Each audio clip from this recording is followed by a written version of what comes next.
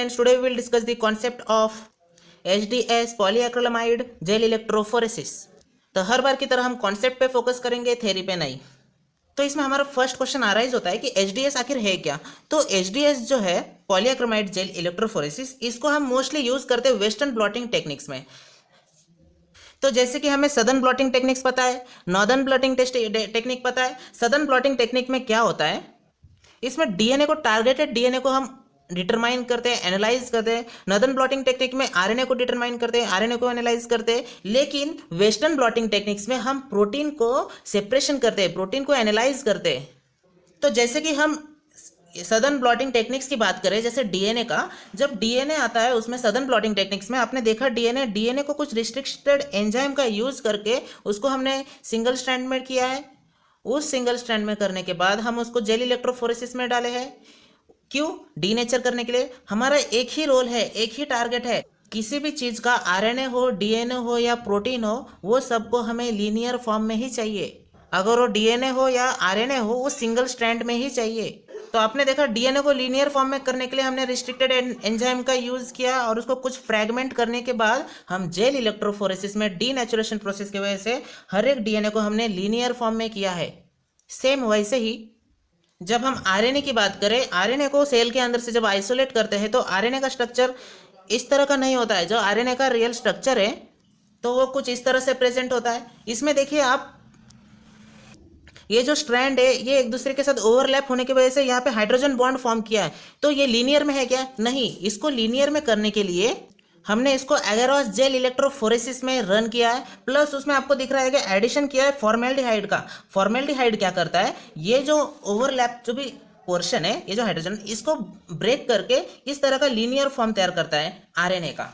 तो आपको समझ में आया किस तरह से हमने आरएनए का भी लीनियर फॉर्म किया जेल इलेक्ट्रोफोरेसिस का यूज करके। तो सेम वैसे ही पॉलीएक्रिलामाइड जेल इलेक्ट्रोफोरेसिस का यूज करके हम प्रोटीन को सेपरेट करेंगे, प्रोटीन का सेपरेशन करेंगे। तो हमें अभी क्या करना है, प्रोटीन को सेपरेट करना है। तो ये हमारा प्रोटीन, इस प्रोटीन को मैंने बीकर में ले लिया। अब प्रोटीन एक ही थोड़ी होंगे, बहुत सारे प्रोटीन होंगे। तो प्रोटीन देखिए किस तरह से एक दूसरे के साथ ओवरलैप हुआ है प्रोटीन का स्ट्रक्चर। तो ये जो बीकर है इसके अंदर क्या है, इस तरह का प्रोटीन है। तो अलग अलग प्रोटीन को मैंने बाहर निकाल के दिखाया है। अभी इसको सेपरेट करने के लिए हमने कौन सा सोल्यूशन का यूज किया है, HDS। तो आपको दिख रहा है HDS। तो वो जो सोल्यूशन है वो कौन सा सोल्यूशन है, बफर सोल्यूशन है। ये जो ट्यूब दिख रहा है इसमें आपको HDS दिख रहा है, बीटा मेरकैप्टो इथेनॉल ये भी इधर दिख रहा है, फिर ग्लिसरॉल भी है और ब्रोमोफिनॉल ब्लू भी है। मतलब इस बफर सॉल्यूशन में इतने सारे केमिकल्स प्रेजेंट है। तो अभी इस सॉल्यूशन को इस प्रोटीन के अंदर डालने से पहले, ये HDS सॉल्यूशन को इस प्रोटीन के अंदर डालने से पहले हम HDS आखिर होता क्या है उसको थोड़ा फोकस कर ले। चलो अभी HDS के पास जाते हैं। तो ये रहा हमारा HDS। HDS stand for the sodium dodecyl sulphate polyacrylamide gel electrophoresis. तो इसमें देखिए इसका जो HDS का जो स्ट्रक्चर है कुछ इस तरह से। इधर देखिए हाइड्रोफोबिक टेल दिख रहा है आपको, यहाँ पे हाइड्रोफिलिक हेड दिख रहा है, उधर सोडियम प्रेजेंट है। देखिए आप सोडियम दिख रहा है आपको। तो फिर ये जो पार्ट है ये नॉन पोलर है और ये पोलर पार्ट है। ठीक है, आपको HDS का स्ट्रक्चर पता चल गया। इसमें देखिए निगेटिव चार्ज है। फिर अभी हम सेकेंड जो केमिकल जो सोल्यूशन है उसको देखेंगे, बीटा मरकैप्टो इथेनॉल। उसका स्ट्रक्चर कुछ इस तरह से है। फिर ग्लिसरॉल का स्ट्रक्चर देखिए, ग्लिसरॉल का। फिर उसके बाद ब्रोमोफिनॉल ब्लू का कुछ स्ट्रक्चर इस तरह से। तो अब हम स्ट्रक्चर के ऊपर फोकस नहीं करेंगे, हम डायरेक्ट देखेंगे उस केमिकल को उसके अंदर डालने से क्या होता है। तो आपको अगर स्ट्रक्चर चाहिए तो इसका आप स्क्रीनशॉट निकाल सकते हैं।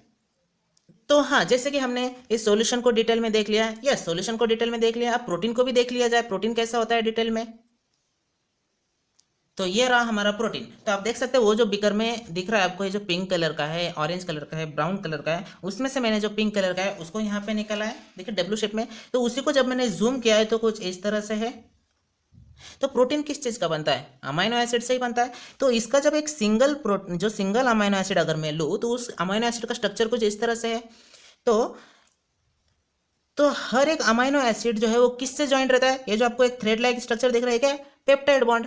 तो अमाइनो एसिड एक दूसरे के साथ पेप्टाइड बॉन्ड के साथ ज्वाइंट रहता है और हर एक पेप्टाइड बॉन्ड को मिला के हम क्या बोलेंगे, पॉलीपेप्टाइड बॉन्ड। तो जैसे कि आपको पता है कोई भी चीज लीनियर फॉर्म में नहीं रहता है। ये देखिए एक दूसरे के साथ बाउंड हो चुका है, एक दूसरे के साथ ज्वाइंट है ये। तो स्ट्रक्चर को देखिए किस तरह से ज्वाइंट रहता है। इसको जब हम जूम करके देखें तो कुछ इस तरह से दिखेगा। इधर देखिए हाइड्रोजन बॉन्ड के साथ ज्वाइंट है, इधर देखिए हाइड्रोफोबिक इंटरेक्शन हुआ है, कुछ अमाइनो एसिड एक दूसरे के साथ आने की वजह से यहाँ पे देखिए आयोनिक बॉन्ड फॉर्मेशन हुआ है, और यहाँ पे देखिए दो सल्फाइड मतलब डाइसल्फाइड बॉन्ड फॉर्म हुआ है। तो ये रहा पूरा प्रोटीन का स्ट्रक्चर, जिसको जो एक साथ बाउंड है, तो किस चीज़ के साथ एक दूसरे का जो जो हाइड्रोजन बॉन्ड सल्फाइड बॉन्ड है वो भी मैंने आपको बता दिया है। आई होप कि आपको समझ में आया होगा इतना।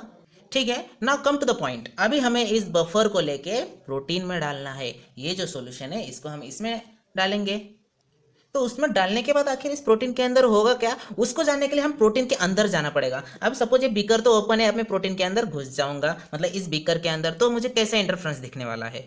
तो मुझे इंटरफ्रेंस कुछ इस तरह का दिखने वाला है। आपको दिख रहा है ये हमारा प्रोटीन का स्ट्रक्चर है। ये सपोज कीजिए कि इमेजिन कीजिए ये हमारा बीकर है, पूरा बीकर के अंदर हमारा प्रोटीन है, प्रोटीन के साथ हमारा HDS है, ग्लिसरॉल है, ब्रोमोफिनॉल ब्लू है, बीटा मरकैप्टो इथेनॉल भी प्रेजेंट है इसमें। तो अभी इसमें HDS क्या करेगा, HDS जाएगा और यहाँ पे जाके बाइंड हो जाएगा और हाइड्रोजन बॉन्ड को ब्रेक कर देगा। ये HDS जाएगा, यहाँ पे जो भी हाइड्रोफोबिक इंटरेक्शन हुआ है उसको जाके ब्रेक कर देगा, यहाँ पे आयोनिक बॉन्ड को ब्रेक कर देगा। फिर उसके बाद इधर जो बीटा मरकैप्टो इथेनॉल है ये जाएगा, इधर का जो डाइसल्फाइड बॉन्ड है, देखिए मैंने ब्लू कलर से दिखाया डाइसल्फाइड बॉन्ड, इसको जाके ब्रेक कर देगा। अभी इसको ब्रेक करने के बाद होगा क्या, हमने हमारा डिटेल स्ट्रक्चर देखा है, इसमें कौन सा चार्ज है, निगेटिव चार्ज है नॉन पोलर के पास। तो अभी क्या होगा, ये जो पूरा प्रोटीन है, ये प्रोटीन का ये जो बॉन्ड है ये तो हमने ब्रेक कर दिया इस केमिकल का यूज करके। अभी वो जो प्रोटीन है हमारा लीनियर स्ट्रक्चर फॉर्म करेगा, तो कुछ इस तरह से दिखेगा। तो जैसे कि मैंने आपको बताया ये जो स्ट्रक्चर देखा था HDS, उसमें निगेटिव चार्ज है, उसकी वजह से पूरा जो लीनियर फॉर्म है वो कौन सा चार्ज हो जाएगा, निगेटिव चार्ज। तो इस स्टेज में हमारा क्या हुआ, denaturation of the protein molecule का डीनेचुरेशन हुआ and coat them with negative charge. उनका जो नेगेटिव चार्ज है हमने उसको कोट कर दिया है।